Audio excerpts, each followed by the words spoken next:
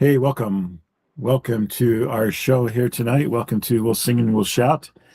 This is your host, Steve Hansen, and we've got our favorite guest on here who will be singing and shouting with me tonight. And tonight we have episode 13. What a great episode 13 of Yes. the Cheryl's Boyfriend's Countdown Calendar. So today was a pretty good day here in Provo, Utah. It was a little cold here today, and wet and rainy yesterday. It's looking a little nicer out there, and I think it's going to get nicer as the week goes on here. But yeah, a little bit of a cold snap coming through here. But got I out to actually the got to rest. swim today. It was like 88 here in Dublin.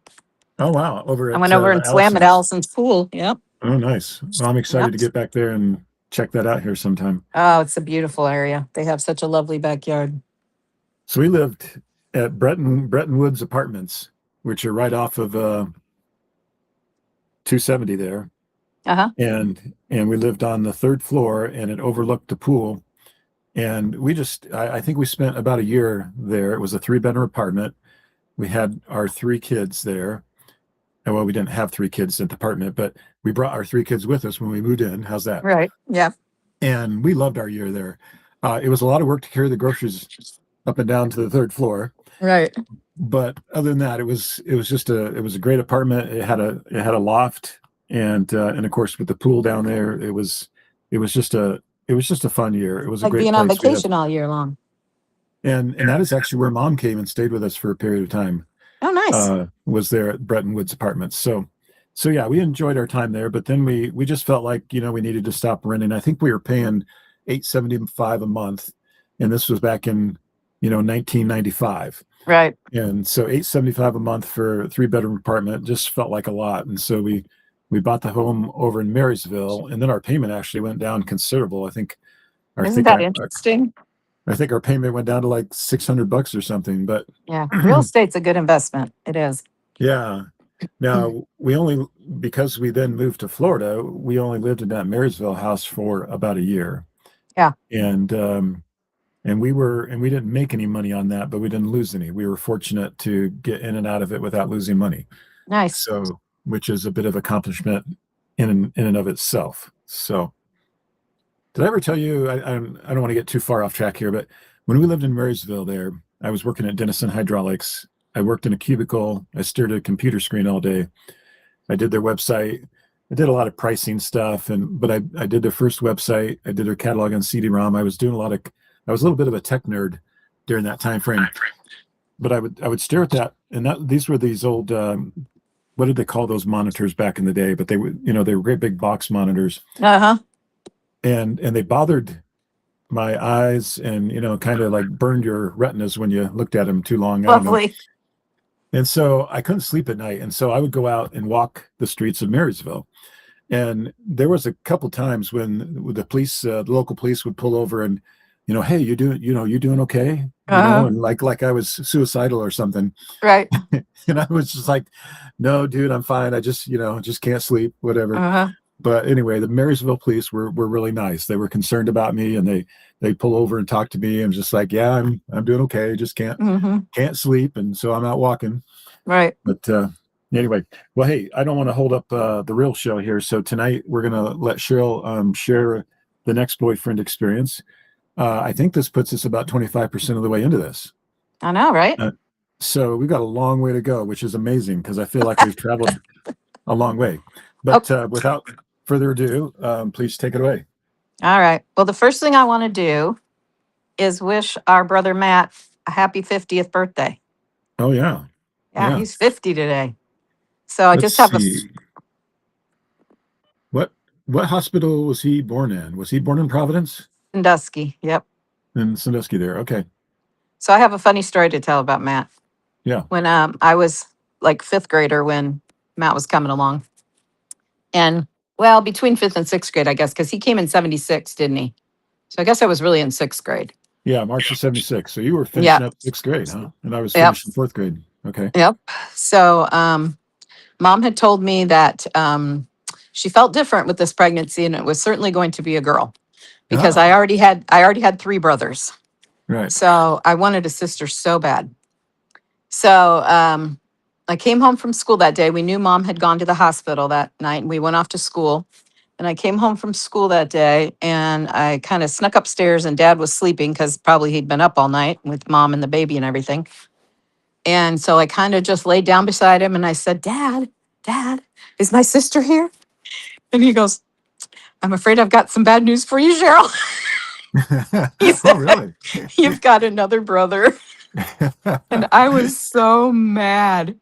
I like threw a temper tantrum. I went into my bedroom and I would not come out and I was pouting. Right. And I'm telling you, Right. this pout lasted for days. Right. And dad made me go up to the hospital to visit with the baby. Sure. And so we all went up to the hospital in Providence, it's Sandusky, Ohio there. And you and dad and the boys got out and I refused to get out of the car. I did not want to go in and see that baby. I didn't care anything about him. So I think I was a stinker and didn't even go into the hospital to see him. And dad didn't push it. He just let me sit in the car like a big baby. So So then, I remember a lot of things, but for whatever reason, I don't remember all that, and I don't really remember the whole mat thing. I do remember the very cold winter day that we drove up and picked up mom with Ben, and yeah, that was a couple years earlier. But for because Ben whatever was born reason, January 8th. yeah, for whatever reason, I don't remember the whole mat thing, which I don't know. I don't know why I don't remember that, but Well, I do um, because he was supposed to be a girl. right, yeah, So I got home and mom brought Matt home from the hospital and I decided to at least look at him. So I went over and looked at him and I was like, yeah, I guess he's okay. And then, I just fell in love with him. He became my little baby doll. I changed his diapers and took care of him and everything. yeah, And then, 18 months later, a year later, mom got pregnant again. And I just knew it was a boy. I didn't even hold out any hope that it would be a right, girl. I was like, well, I guess having five brothers will be kind of cool. I never right, thought once that it might be a girl. yeah. So I wasn't disappointed when Andy was born. But And then when you Andy and Dave, finally, yeah, then when Susan had Monica, I finally had my sister. But Andy and Dave came up yesterday to Scott's concert. My ex-husband was retiring from teaching 33 years of band yesterday. And so two of my brothers that live close by came up to Michigan to see his final concerts. That was really nice to hang with Dave and Andy for a bit.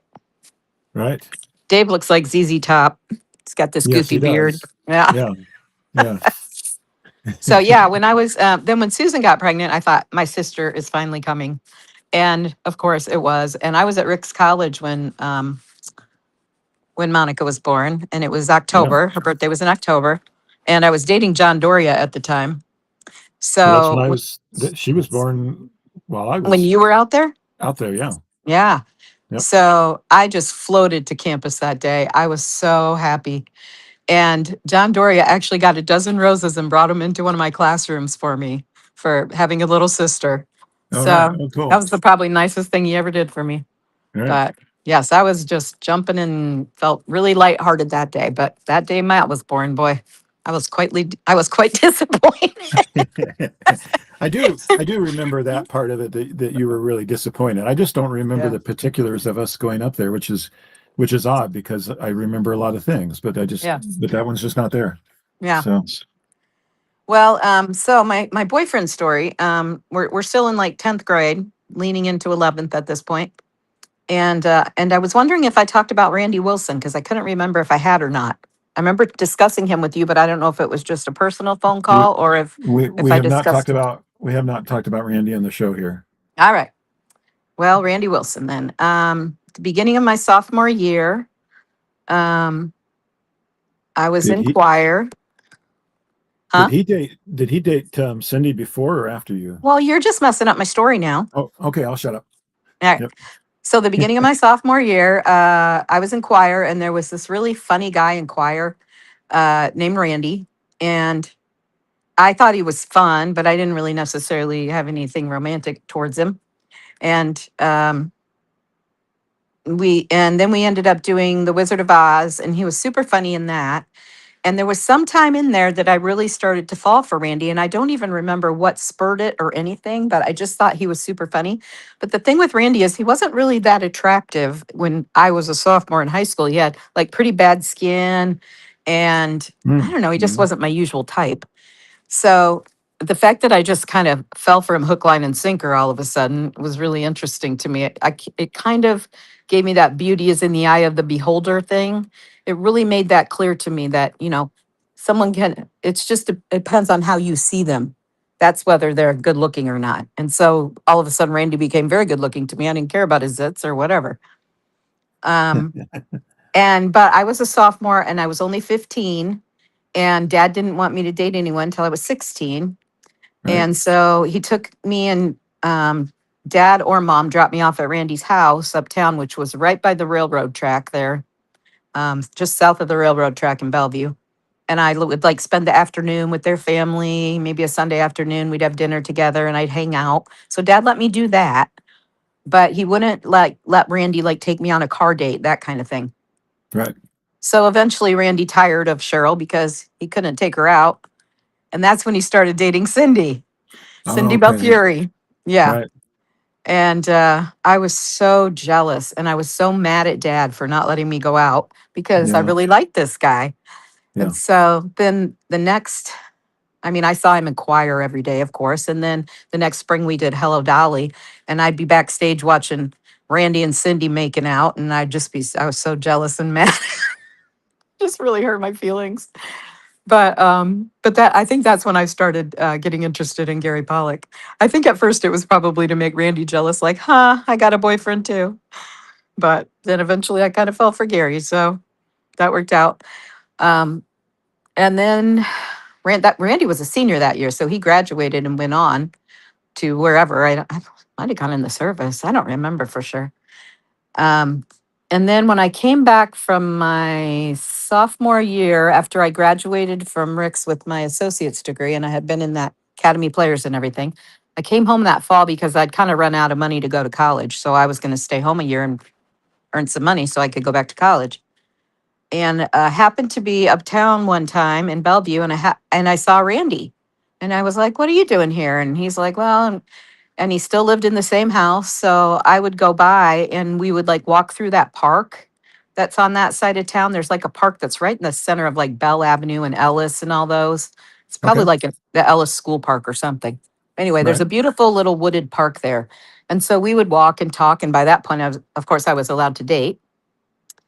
But I was getting ready to go to Washington, D.C. to be a nanny because I'd gotten hired on. I went I went to DC with my friend Heidi after academy, and I went to the ocean. There's that silly picture of me standing in the ocean. I'd never seen the ocean, so I went to the ocean. And while I was there, I interviewed for a nanny job. So I went back to Bellevue for a little bit, and then I was to report to DC for this nanny job. So even though Randy and I had kind of started dating, I ended up going to DC. So I was in DC for, I don't know, 3 weeks or so. I absolutely hated it. The people told me they'd treat me like family, but they must not have treated their family very good because they kind of locked me in my room and I just had to stay in there. And I was allowed to come out and take care of their kid. And then they went off on vacation. They went off for the weekend and left me there alone, in the middle of Right. DC, this college girl all alone. And I was like, well, this is not what I signed up for. I signed up to be Right. part of a family, not to be a servant that was just shoved in her room. Right. So I was very unhappy. So I got a hold of dad and I said, I don't care about this. I'm coming home. And dad said, you cannot come home until you find someone to replace you. So I Wow. ended up getting the Wow. That's sister tough. of the sister of that boy that you used to hang out with in Sandusky. The Lyle? sister. Lyle? Was that his name? He lived right there on Bogart Road. Oh, Lowell Theory. Lowell. Lowell Ferry. His sister came down to DC and took my place as the Wow. nanny for that boy so that I Now, could finally come home. now And this will interest you, but Cheryl, I came to that house and I may have come with Randy. I guess I don't remember how I got there, but I came there because I was in that situation. I was a part of that. Was that 1984? Was that the fall of yes, 84? yes, Yes. Yeah, I made that trip with Randy and came and interesting. picked you up Yeah, he because I came to, know like I can see that house in my mind. yeah, So, yeah, it was kind of a ritzier part of DC, but there was still a lot of sirens going off at night and stuff. And Yeah. I ended up driving to my friend Heidi's house, who I had stayed with when I went to DC. Her family was there. Heidi wasn't even there. She'd gone on her mission, but her family was there. And they said that they would take me in for the night because I was crying and very upset. And I ended up having to drive this ginormous Lincoln Continental through DC traffic to get to Right. Heidi's house, if you can imagine. It was a nightmare. But I did it because I wasn't going to spend one more night at that house by myself. So I Right. drove to Heidi's house and they put me up for the night and kind of calmed me down. And um, I that was probably the most unhappy time in my life was those few weeks I was well, really stuck in DC by myself. that was a really unhappy. That fall of 1984 was a really difficult time for me. That was the most difficult, most depressed season of my life. Yeah, I was Was in pretty bad shape too. So we both were, I guess. but I made that trip. I made that trip, and I don't remember that I'd made it with Randy. But now that you talk about it, it's like obviously I did because that's the Yeah, only way I would get down there. So Randy and I traveled together all the way from Ohio to DC, and I don't remember that part of it, right. but I To do to remember. pick me up, and then on the way home, we stayed at a hotel one night because Ah, we were all yes, exhausted. Yes. yes, I remember that. I remember that, and I'm trying to think what the sleeping arrangement was. I think you guys slept in the same bed, but there wasn't Uh, like any funny business going on or No, anything. there was no Yeah, hanky and I panky would going obviously on. I was right there in the bed too, and I think that's why Dad sent me, or I don't No, know, probably to chaperone. but yes, I made that trip with Randy, and it's you give me some time to think about that, and some of that might start to come back. Yeah. But when you So I started made talking it about back that to, place, it was like, oh yes, I was there. I I was think it there was for a that. brick house, if I remember right. Oh My oh yeah, bedroom, like when you walked in the front door, there's a lobby with a staircase going up. And my bedroom was on the front right corner. So looking over the street. Oh, and these people were so weird. They wouldn't even heat their water. Like their water was at like probably like maybe pool water, but like if you were going to take a hot bath, there was no way. I was boiling water in the kitchen and carrying it up to the bathtub so I could get a hot bath. That's how weird these people were. I huh, was just huh. like, get me out of this hellhole. But yeah, it was So, brick home, lots of white trim, oh hardwood yeah, there. floors. Yeah, This poor kid, he was more of a status symbol than a child to them. It right, was just like, look, we have a son. You know, we've right. done our bit. We've And reproduced. yes, I just can't imagine that anything good came of that poor kid because he was just being handed around and Well, he probably went to an Ivy League school, yeah, probably. so I tried my best. I did try my best to take care of him while I was there. That was the one redeeming quality was that I was, of course I was very kind to him and picked him up yeah, from school when I needed to and took him to his gymnastics classes and all that. I was a good nanny. I was just a very unhappy teenager. yeah. So Randy and you came and got me. We ended up back in Bellevue and then that's when Dad and Susan sent us off to live with the Gallaghers, I think. Was that fall, I think. Well, well, we should rephrase that. I mean, the Gallaghers invited us to come work at their print shop, and as a part of that, we could stay at their place. Yeah, I think they wanted us. I think they wanted to get rid of us, but But whatever. I do, yeah, I think that's a fair statement. I think that Yeah. both are fair statements, but um, and understandably so. Here we are. We were staying up late every night watching Johnny Carson and David Letterman. David That Letterman. that was the season of the countdown calendar. Right. I know. That's when we were watching the countdown calendar. Was that So you fall were of like my best friend that year because I 1984? didn't have anybody else. And then we got up there, and then we'd go to when we lived at the Gallaghers there in Amherst. We would go to Hills at night, and I would play Spy Hunter, and we would walk And around Frank, Hills. remember hanging out with Frank, And that tall, oh yeah, lanky kid? yep. Yep. And we'd get slushies at Hills, and I'd play Oh Spy Hunter. yeah, that was So fun. So I that have a was like, Spy Hunter in my living room. so we did that, and then I think we were home by Christmas, and then in the new year, Jay Nails took me on, and I worked at Big Boy. I lived with Well, Jay Nails and the girls. Susan was my roommate. And I had a really good time with the girls. I really feel like those girls are my sisters in a lot of ways because I spent so much time with them. Um, I continued on up there in Amherst. I was up in Amherst until well into March, and then I went down to Columbus and took Todd Thomas's place. But yeah, you went to Jane Ailes that winter, so yeah, I went to Jay Nails's house and I ended up getting a job as a waitress at Big Boy. And I worked there for probably 3 or 4 months until I started working at Cedar Point. I went and auditioned at Cedar Point, or went and interviewed at Cedar Point, Right. and I started working as, and I actually started working for them about a week or two before they opened because it was the live shows. I was the clerk typist for the live shows. So we were getting like all the pay stubs ready, and we were getting all the, each show would come on when kids from that particular college would get out of school, they would come and learn their show. But like at the time, Ohio State was on quarters instead of semesters. So the Ohio State kids didn't even get there till like mid to late May, whereas a lot of the kids were already there in like the end of April. So they had to like jimmy the shows around to try to fit which people were in which shows compared to like what college they went to. And it was quite a deal. But Jack Aldrich was there. He Oh was yeah. the leader of that office. And Yep. so he knew me, and and he hadn't even interviewed me. It was a costumer, I think her name was Lisa, and this guy named John interviewed me, and they were so impressed with me that Well, I think they were interviewing for tech positions. And I didn't really fit in for anything in the tech thing, but they were like, well, we do have this opening for clerk typist. I wonder if she could do that, that kind of thing. And well, they asked me this question about, you're doing 350 shows a summer. How do you approach each show?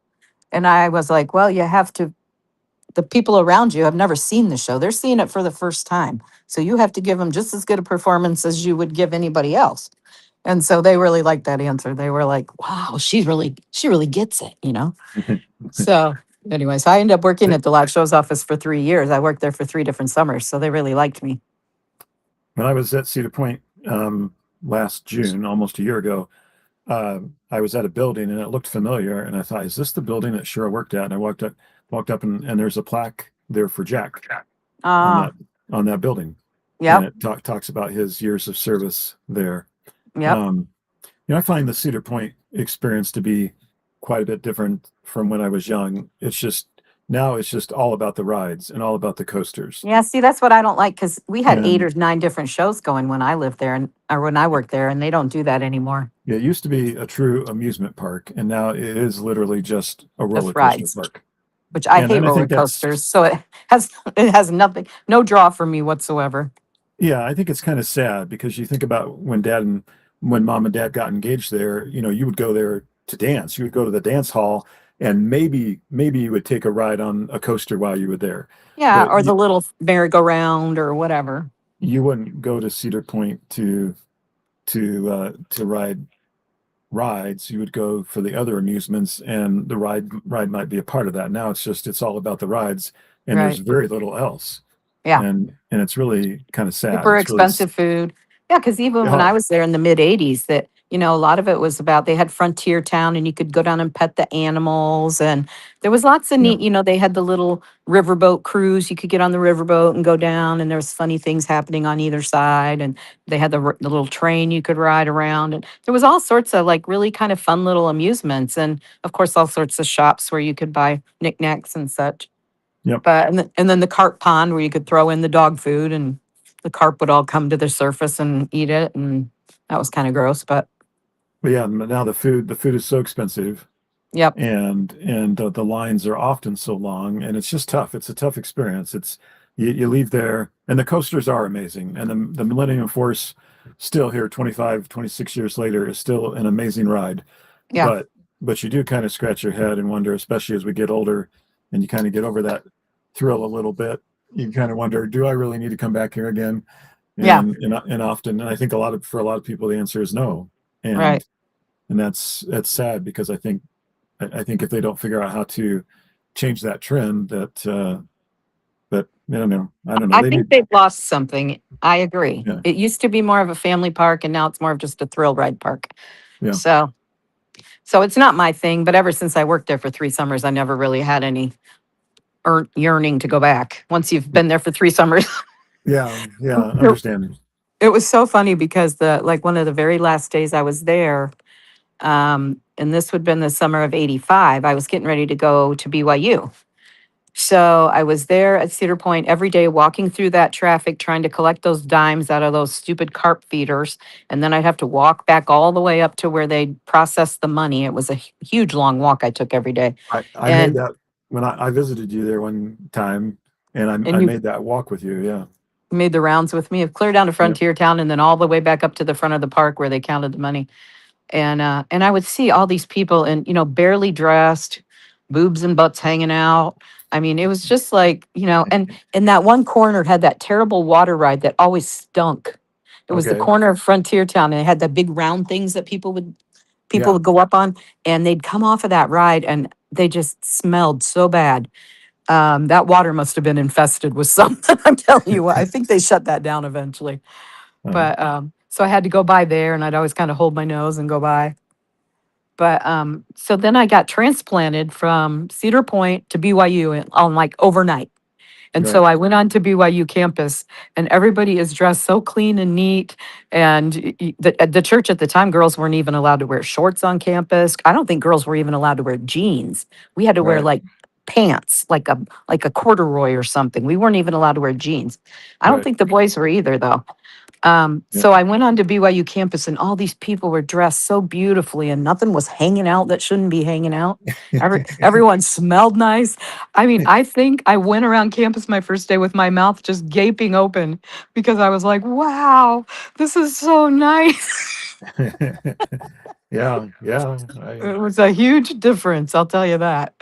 And I just Um, like really felt the spirit there on campus compared to what I was always feeling at Cedar Point was, which was let me get through this crowd as quick as possible before someone steals all my dimes.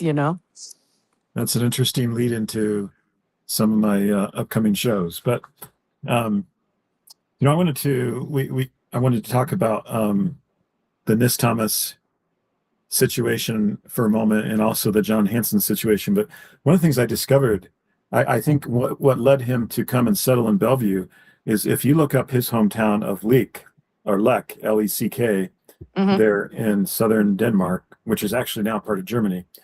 Um, that town is 8,000 people today, Oh, and Bellevue, so's Bellevue. Ohio is 8,000 people, 8,000 people. Yep. and it's landlocked. It's not like it's on water or anything. Hmm. So I think Nis gravitated to Bellevue because it was so similar to his Similar. hometown. Sure. And then Ellen Christina grew up, a half hour away by car, which they didn't have in those days. But anyway, she grew up the road in a ways similar to mom and dad. I mean, the distance was similar between Bellevue and Yeah. Gallion as it was between where John grew up, or where Nis grew up, and where Ellen Christina grew up. Uh-huh. But it's interesting that he gravitated to Bellevue. Now, one of the other things I thought is I've talked about these people, these thoughts will come to me and new thoughts, and I'll be like, oh, I wonder if that was. And so, if you remember the history of John Hanson, he came over here at age 6 or something, and he spent the first 4 years with aunt and uncle in Port Up in Port Clinton, Clinton. Right. working at the resorts.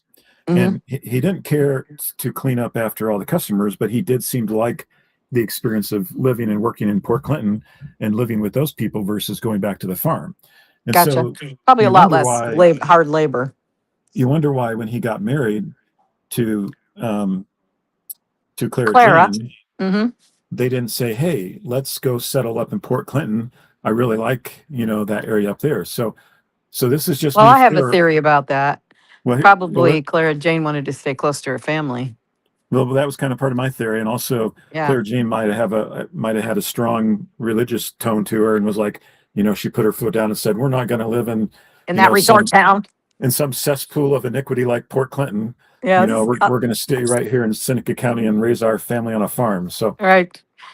All so that I can sin just going on up there with like ankles hanging out and everything. Yeah. So I imagine I just we don't know, but Clara Jane may have just put her foot down and said, "No, we're not going to live in that cesspool of Port Clinton. We're going Right. to stay, down here in Seneca County." So Yeah. um, we'll kind of play around with that theory until it's proven wrong. Yeah. But well, hey, great stuff. So Yeah. anything else you want to share about Randy Randy or Wilson. Well, any Randy other? and I broke up because Randy wanted something from me that I wasn't willing to give him. Uh-huh. So that Yes. was that was the tipping point, and he went his way and found whoever was willing to give it to him, I guess. Now Randy was hanging around that fall. When did that kind of fall apart? Well, I think by Christmas he and I were broke up. Okay.